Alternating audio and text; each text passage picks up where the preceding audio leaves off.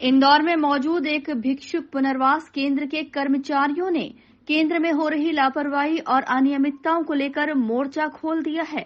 यही नहीं, इन कर्मचारियों ने कलेक्टर डॉक्टर इलैया राजा से मिलकर केंद्र की संचालिका के खिलाफ शिकायत भी दर्ज करवाई है। दरअसल ये सभी लोग भिक्षुक पुनर्वास केंद्र के कर्मचारी हैं। इस केंद्र को संस्था प्रवेश द्वारा संचालित किया जाता है। आरोप है कि इसकी संचालिका रूपाली जैन ने इन लोगों को कई महीनों से सैलरी नहीं दी है। उल्टा इन कर्मचारियों पर चोरी का इल्जाम लगाते हुए पुलिस को शिकायत भी दर्ज करवा दी।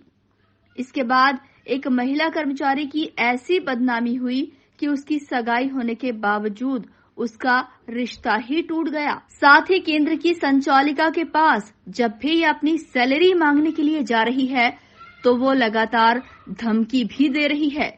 इन सभी परेशान कर्मचारियों ने कलेक्टर इलैया राजा से मदद की गुहार लगाई है।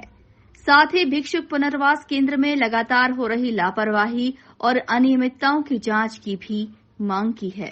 पुनर्वास केंद्र में जॉब करते थे, मैं वहाँ काउंसलर थी। मुझे बोला था कि जब मैं नहीं गई, मैं 6-7 दिन छुट्टी पर थी, मेरी तबीयत खराब थी और उसके बाद मैं गई तो जिन लोगों को छोड़ दिया, जिनको मैं पहचानती नहीं जानती नहीं, उन पे बोला कि साइन कर दे, तो मैंने मना कर दिया। तो मैडम ने तुम भलाई हो, तुम क्या कर लोगे, जातिवाद सूचक शब्दों का प्रयोग कर मुझे वहाँ से निकाल दिया। जब हम लोगों को वहाँ से निकाल दिया उसके बाद एक बार मैं बीच में सैलरी लेने गई, क्योंकि मेरी 2 महीने की सैलरी भी नहीं आई थी। मैं सैलरी लेने गई तो मुझे गेट से ही अनुपम पाठक सर ने निकाल दिया, बोले कि तुम अब मत आना है। मुझे वापस भगा दिया गया। मैं वापस आ गई। फिर उसके बाद मैम ने FIR कर दी कि इन लोगों ने यहाँ से सामान चोरी करके ले गए। बल्कि वहाँ हम जब इंटर होते हैं तब भी वहाँ कैमरे चेक होते हैं, हम रिटर्न वापस आते हैं तब भी वहाँ कैमरे चेक होते हैं। मैम ने 6 पेपरों में न्यूज़ दे दी, जिसकी वजह से मेरी अभी 2 महीने पहले ही सगाई हुई थी, जो मेरा रिश्ता टूट गया है। मेरे घर वाले इतना परेशान है, कोई ऑब्जेक्शन नहीं हो रहा। मैडम फ़ोन करके ये बोल रही है कि मैं तुम्हारा करियर ख़राब कर दूँगी, तुमको कहीं जॉब नहीं करने दूँगी।